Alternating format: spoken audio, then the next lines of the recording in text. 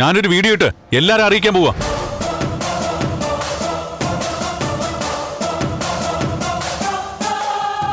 മുൻ MLA സിദ്ധാർത്ഥൻ ചന്ദ്രോത്ത് ചതിയനാണെന്നും സ്വന്തം ഭാര്യ മക്കളും ചതിക്കായിരുന്നു.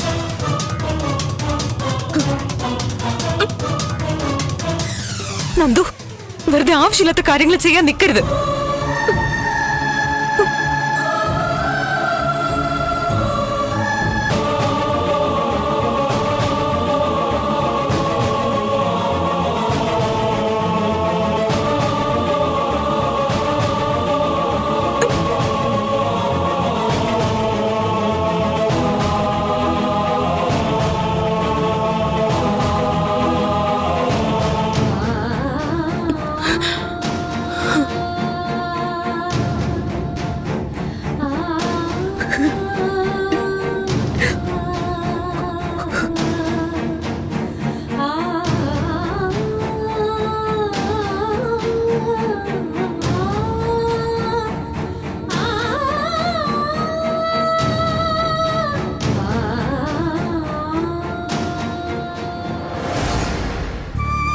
ഈശ്വര, ഇതെന്തൊക്കെയാ ഈ കേൾക്കുന്നത്?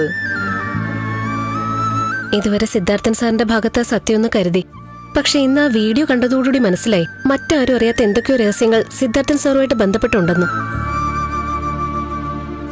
എന്റെ അച്ഛനാണ് മുൻ MLA സിദ്ധാർത്ഥൻ എന്ന് ഒരു പെണ്ണ് പച്ചയ്ക്കിങ്ങനെ കള്ളം പറയൂ? എനിക്ക് വിശ്വസിക്കാൻ പറ്റുന്നില്ല. ഇങ്ങനൊരു ബന്ധം സാറിനുണ്ടായിരുന്നെങ്കിൽ അതൊക്കെ ഏതെങ്കിലും രീതിയിൽ സാറിന്റെ സ്വഭാവത്തിൽ കാണില്ലേ? എത്ര നല്ലവനായിട്ട് അഭിനയിച്ചാലും കള്ളം ഏതെങ്കിലും രീതിയിൽ മറ്റുള്ളവർക്ക് മനസ്സിലാവും. പക്ഷേ സാറിന്റെ സ്വഭാവം എന്ന് വെച്ചാ എത്ര നിഷ്കളങ്കായിരുന്നു. ഇങ്ങനെ എന്തെങ്കിലും രഹസ്യം ഉണ്ടെങ്കിൽ അത് മറച്ചു പിടിക്കാനും പഠിക്കും അവര്. രാഷ്ട്രീയക്കാരാകുമ്പോ പ്രത്യേകിച്ച്. നടന്നതൊക്കെ തെറ്റാണോ ശരിയാണോ എന്ന് അറിയാൻ പറ്റാത്ത അവസ്ഥയിലാണല്ലോ. അങ്കിളിന്റെ ഭാഗത്തുനിന്ന് ഇങ്ങനെ തെറ്റായ പ്രവൃത്തി ഉണ്ടാവുമെന്ന് വിശ്വസിക്കാൻ വയ്യ.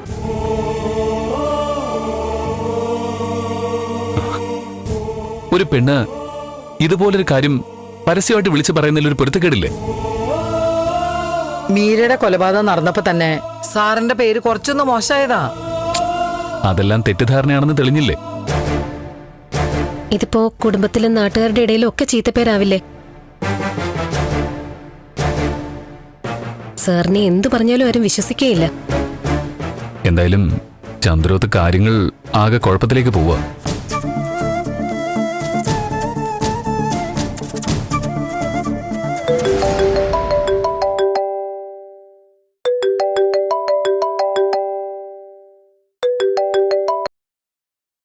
ഹലോ ദേവിക.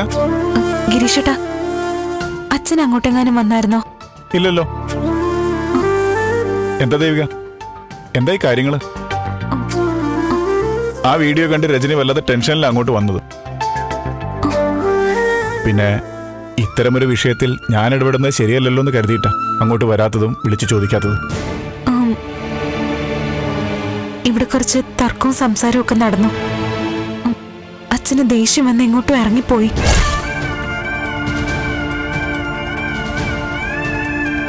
വീട്ടിലെ വിളക്ക് എല്ലാ ദിവസവും രാത്രി 8:30 ഫ്ലവേഴ്സിൽ.